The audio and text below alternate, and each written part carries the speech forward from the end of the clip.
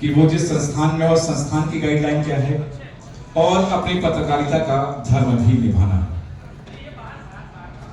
कई बार कई जगह राष्ट्र में, पूरे देश में इस बात को लेकर सेमिनार आयोजित हो चुके हैं कि पत्रकारिता की चुनौती और समाधान।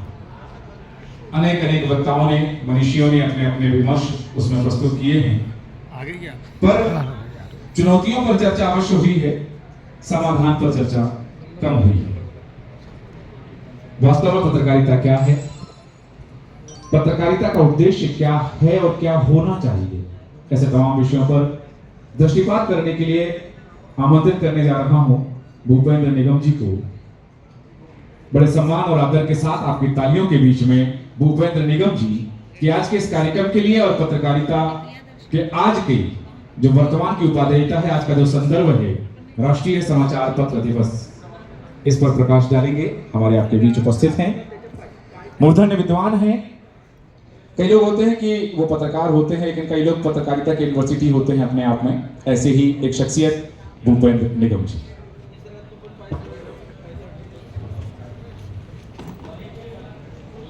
सम्मानित मीडिया कर्मी जो यहाँ सब उपस्थित हैं, बाहर से आए हुए साथीगण, आज भारतीय पत्रकारिता स्थापना दिवस 52वां है और इस अवसर पे मुझे आमंत्रित किया है। इसलिए पहले तो मैं नेशनल मीडिया फाउंडेशन का धन्यवाद ज्ञापित करता हूँ। और भारतीय पत्रकारिता को लेकर जो चुनौतियाँ हमारे सामने हैं, इस चुनौतियों और उसके समाधान पर हमें चर्चा करनी है। तो भारतीय पत्रकारिता में आज की स्थिति में जो चुनौतियां हैं वो कुछ अलग हैं।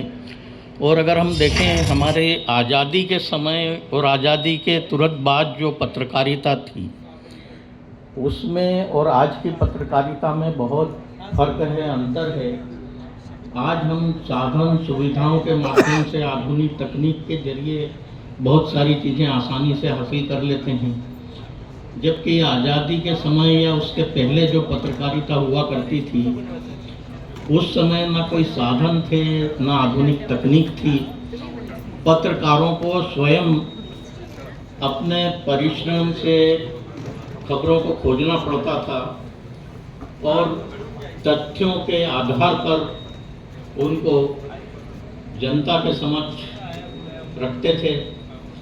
स्थिति आज भी वही है, लेकिन कुछ बदलाव हुआ है। पत्रकारिता के सामने चुनौतियां इसलिए भी है कि आज की जो आधुनिक पत्रकारिता है, इसमें कई बार हम देखते हैं कि तथ्यों को तोड़ मरोड़ के पेश करने वाली बात हमारे सामने आती कि व्यक्ति पहले बोल देता है और बाद में कह देता है कि तथ्यों को तोड़ा मरोड़ा गया। तो इस तरह के चीज़ें जो होती हैं, वही हमारे लिए चुनौतियां खड़ी करती हैं।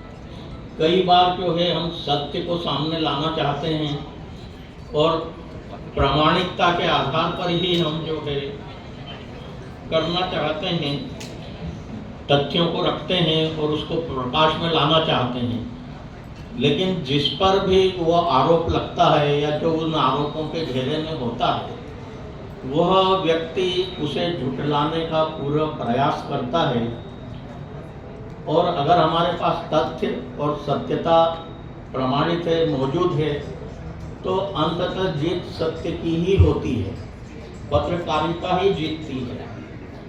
लेकिन जो उसके गहरे में होता है और जिसको लगता है कि उसकी मान प्रतिष्ठा या उसकी असत्यता उजागर हो जाएगी, वो व्यक्ति तरह तरह के प्रयास, प्रलोभन, और यहाँ तक कि अभी हमने देखा कि हमारे मध्य प्रदेश में, छत्तीसगढ़ में और भी अन्य कई राज्यों में पत्रकारों पर कई तरह के हमले हुए हैं।